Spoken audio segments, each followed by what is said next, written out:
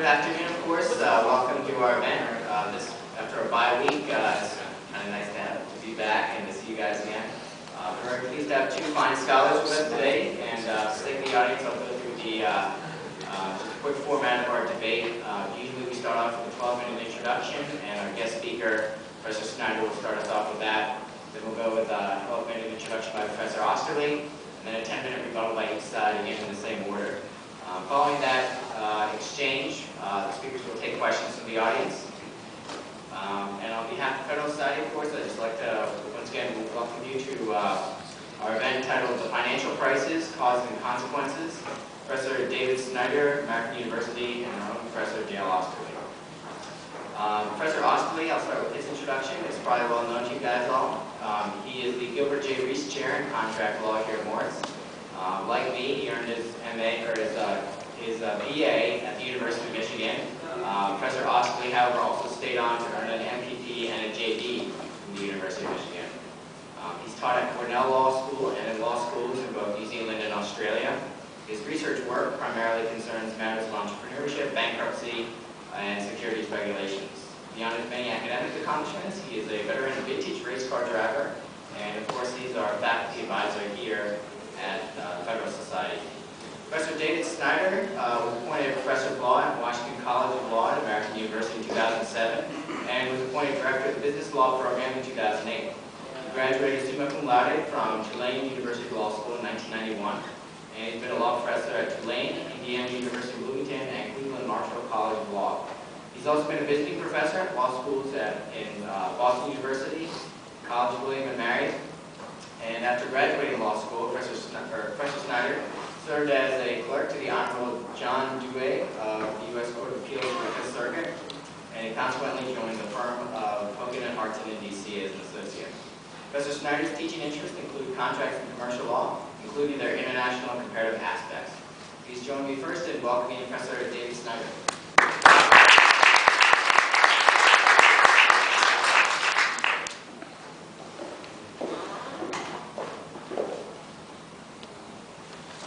Thank you. Thanks for that nice introduction, and thank you particularly for having me here. I want to thank the Federalist Society and Naman Sharma and Professor Oesterle in particular for making this event possible. It's a pleasure for me to be back here in Ohio. I spent 5 very happy years here, and I want to try to stick very carefully to my time because I want to hear from Professor Oesterle and from you. I know in some ways that the financial meltdown, ground zero, is here. I have lots of friends who tell me a lot about that, and I want to make sure we have time for you. So let me try to make a fair number of points. I'm going to try to move reasonably crisply through them, and then give Professor Oesterle plenty of things to attack, and to give you some food for thought and some chance to attack, and perhaps ask questions, and in the remaining time I can perhaps expand a bit on some of these points. So my starting point is it's now or never for regulatory reform. So here I am standing up in front of you wearing my Federalist Society tie and as an avowed out-of-the-closet conservative, and I'm telling you we need regulatory reform and it's now or never. One thing that's been documented is if you don't do financial reform right after, well, during or right after a financial crisis, it will not happen. It's never happened without a crisis in immediate memory in the United States. So if we want regulatory reform, we're going to have to do it now. And so the choice then on regulatory reform is not do we do it now or do we do it later. It's do we want what we can get now or are we better off with nothing?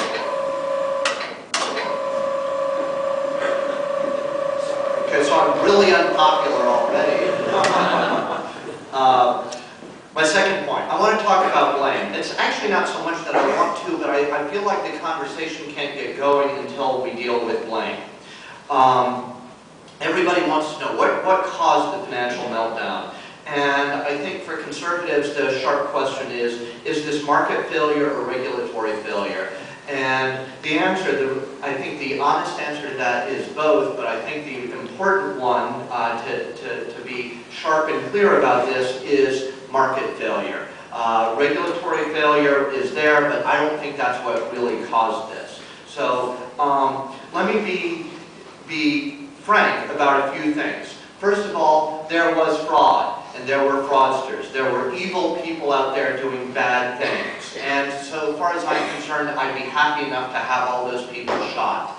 And they really run the gamut. They run the gamut of people who were out there in bad neighborhoods peddling loans that ought not to have been peddled in those neighborhoods, to people who live in zillion-dollar penthouses in Manhattan. There were bad actors all along the spectrum, but I don't think they're the heart of this story. There were a few people who took advantage of what was going on, but by and large, I think people did what we can expect them to do. So, if it wasn't a fraud-based crisis, and we have in the past had fraud-based financial crises in the United States, that's how we got a fair amount of our securities regulation. If it wasn't that, what was it? Well, I think this was a bubble-induced crisis, not a fraud-induced crisis. And one of my big messages is we need to figure out better how to handle bubbles. I love the publicity for this event, which I have to say I didn't see until about 30 minutes ago, which is really cool. It looks like it looks sort of like a smackdown between Professor Oesterle and me with the bull in the background, which sounds really cool. But and that's all fine. The thing I quarrel with a little bit is the portrayal of boom and bust. I don't actually think this is a boom crisis. I think it's a bubble crisis. I don't think bubbles and booms are necessarily the same thing. I don't think it's just a business cycle matter. Nevertheless, they are similar, and I think what we need to do is we need to blame it on the fact that we had a bubble. There is a recent bubble that I think we can all remember, which is the internet bubble. And there were people doing bad things during the internet bubble too. Henry Blodgett was sort of the poster boy for that. But people like Henry Blodgett, although they got a lot of news time, mainly because Henry's a fairly good-looking guy, and as it turns out, one of my friends from college, I never knew he'd be so infamous, get a lot of play, but that's not what was really going on. People thought, oh, the old rules don't work, all our old ratios don't work anymore, we can invest in a way that we never thought we could invest before. Guess what? They said that during the tulip bubble, they've said it during every bubble. No, the old rules still apply. Maybe there's something to be learned there. Okay, next point. Private actors, except for this handful of bad apples, behaved as we should expect them to behave. They rode the bubble, they made the bubble worse, and that is exactly what we should expect them to do. That's what we encourage them to do, that's what the market encourages them to do. Until we remove the incentives and the people I care about here are the executives of the big players, because they control the big money that can really move the market. Until we take away their incentives to ride bubbles, we're going to continue to have bubbles, and they're going to get bigger and bigger for reasons that I'll talk about in a moment. Okay, so we had people riding the bubble, but that was for really perfectly good reasons. They weren't being dishonest, they were just following their economic incentives. Point, as I said, this is really a market failure story in my mind. So the market is at fault, but it seems to me we can hardly blame the market, which is an abstraction. But what I want to emphasize here in an audience which I assume includes a fair number of conservatives is this was a market failure. Why am I harping on that so much? Well, for conservatives, that's the reason you have government intervention. You don't want to intervene in markets unless you can show a market failure. That's perhaps a little overstated, but that's the basic idea. Okay. So, the basic market failure then was a bubble like countless others, fueled by accelerants like so-called cross-default swaps, which by the way weren't really swaps in the relevant time period, and securitization and other derivatives and modern financial devices. But what I think is my most important point for today is those are all legitimate tools, and I think by far the most important of them is securitization. And I think one of the worst effects of the crisis, and something we need to focus on solving, is what has happened to securitization. Securitization has not been entirely killed off, but it is sorely, sorely wounded. Securitization acts as a pipeline to allow the money on the capital markets, the money in the pension funds, the money from foreign investors, the money from all over the world to be funneled through the capital markets, through this pipeline. And I can explain in the Q&A if you want how it works, but through a pipeline to get it to the people who actually need to borrow money.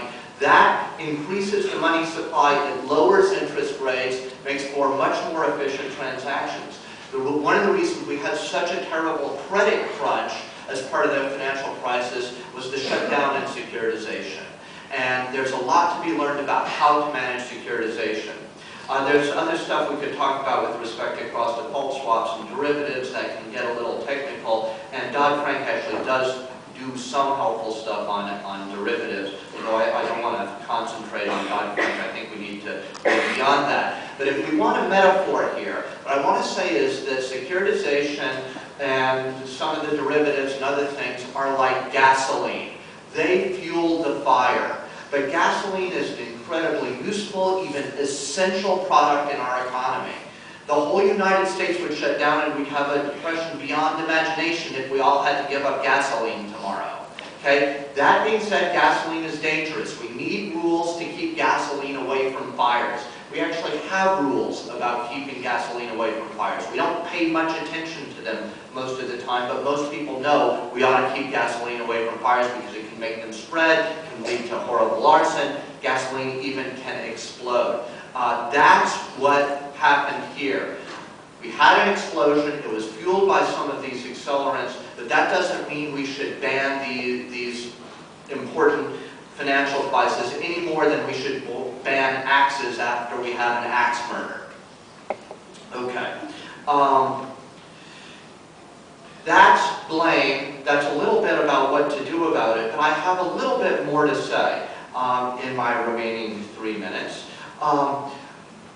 My next point is I think regulatory reform should do more than fix the problems that caused the crisis. We actually have seen and observed problems that I think did not cause this crisis, although they've been much talked about. And so I'll say a couple of controversial things in here. So let's start with, it would be silly not to learn from our mistakes, but it seems to me it would be neglectful not to solve problems that we can see. Okay?